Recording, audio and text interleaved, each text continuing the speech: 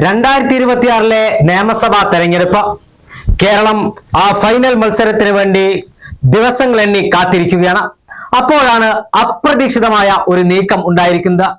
ബിജെപിയുടെ ആദ്യ സ്ഥാനാർത്ഥി പ്രഖ്യാപനം വന്നിരിക്കുന്നു. അതായത് നിയമസഭാ മണ്ഡലത്തിൽ ബിജെപി സ്ഥാനാർത്ഥി ആയി ബിജെപിയുടെ നിലവിലെ സംസ്ഥാന അധ്യക്ഷൻ രാജീവ് ചന്ദ്രശേഖർ മത്സരിക്കുമെന്ന് പ്രഖ്യാപിച്ചിരിക്കുന്നു. ആരാണ് സ്ഥാനാർത്ഥിത്വം പ്രഖ്യാപിച്ചത്? ആരാണ് ഇത് ജനങ്ങളോട് പറഞ്ഞത്? എല്ലാത്തിനും ഉത്തരം ഒന്ന് തന്നെ, വെളിച്ചപ്പാട് തന്നെയാണ്. താൻ തന്നെയാണ് അടുത്ത ഉത്സവത്തിനും വെളിച്ചപ്പാടായി തുള്ളുക എന്ന് പ്രഖ്യാപനം നടത്തിയിരിക്കുന്നത്.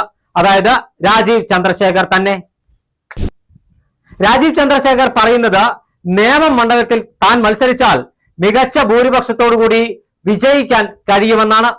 കഴിഞ്ഞ ലോക്സഭാ തെരഞ്ഞെടുപ്പ്, അതായത് 2024 ലോക്സഭാ തെരഞ്ഞെടുപ്പ്, തിരുവനന്തപുരം ലോക്സഭാ മണ്ഡലത്തിൽ രാജീവ് ചന്ദ്രശേഖരനും UDF സ്ഥാനാർത്ഥി ശശി തരൂരും തമ്മിലുള്ള ഇഞ്ചോടിഞ്ച് പോരാട്ടം ഒരു ആക്ഷൻ ത്രില്ലർ സിനിമയുടെ ക്ലൈമാക്സ് കാണുന്നത് പോലെയാണ് അന്ന് വോട്ടെണ്ണൽ കേരളത്തിലെ ജനങ്ങൾ കണ്ടു തീർത്തത്.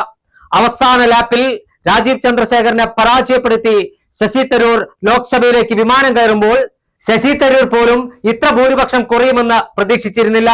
അവിടെയാണ് രാജീവ് ചന്ദ്രശേഖരനെ നേമം മണ്ഡലം ഹൃദയത്തോട് ചേർത്ത് നിർത്തിയത്. കഴിഞ്ഞ നിയമസഭാ തെരഞ്ഞെടുപ്പിൽ നേമത്ത് ബിജെപിയുടെ അക്കൗണ്ട് പൊട്ടിച്ച വി ശിവൻകുട്ടിയെ ഇത്തവണ മത്സരരംഗത്തിറങ്ങിയാലും പരാജയപ്പെടുത്തുമെന്നാണ് രാജീവ് ചന്ദ്രശേഖർ പറഞ്ഞു വെച്ചത്. അത് മാത്രമല്ല, അദ്ദേഹം പറഞ്ഞത് സുരേഷ് ഗോപിക്ക് മത്സരിക്കാൻ താല്പര്യം തൃശൂരായിരിക്കുമെന്നാണ്. ആരൊക്കെ മത്സരിക്കണമെന്ന് ഇപ്പോൾ തന്നെ രാജീവ് ചന്ദ്രശേഖർ തീരുമാനിച്ചു കഴിഞ്ഞു. എന്താണ് ബിജെപിയുടെ ലക്ഷ്യം? നേമം മണ്ഡലം പിടിക്കുക എന്ന ലക്ഷ്യത്തോടു കൂടിയാണ് ബിജെപി മത്സരിക്കാൻ ഇറങ്ങുന്നെങ്കിലും ഇപ്പോൾ നിങ്ങൾക്ക് എഴുതി വെക്കാം, തെരഞ്ഞെടുപ്പ് തീയതിയോ തെരഞ്ഞെടുപ്പ് പ്രഖ്യാപനമോ ഒന്നും വരാത്ത സാഹചര്യത്തിൽ പത്രം കൃത്യമായി പറയുന്നു രാജീവ് ചന്ദ്രശേഖർ നേമം മണ്ഡലത്തിൽ പരാജയപ്പെടും, നേമം മണ്ഡലത്തിൽ ഇത്തവണ കോൺഗ്രസിന്റെ സ്ഥാനാർത്ഥി വിജയിക്കുമെന്ന് ഞങ്ങൾ പ്രവചിക്കുകയാണ്.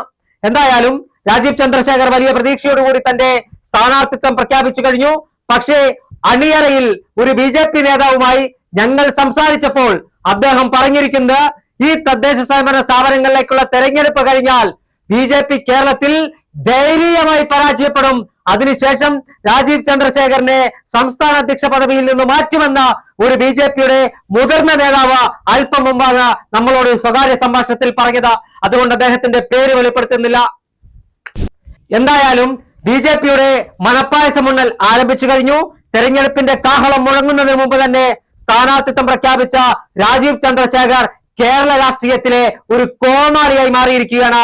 വരും ദിവസങ്ങളിൽ അദ്ദേഹത്തിന്റെ സ്ഥാനചലനം, അതായത് ത്രിതല പഞ്ചായത്ത് തെരഞ്ഞെടുപ്പിൽ ബിജെപി നിലം തൊടാതെ തോറ്റതിനു ശേഷം അദ്ദേഹത്തിന്റെ സ്ഥാനചലനം എന്നുണ്ടാകുമെന്നാണ് ബിജെപിയിലെ ഒരു വിഭാഗം നേതാക്കന്മാർ ചോദിക്കുന്നത്.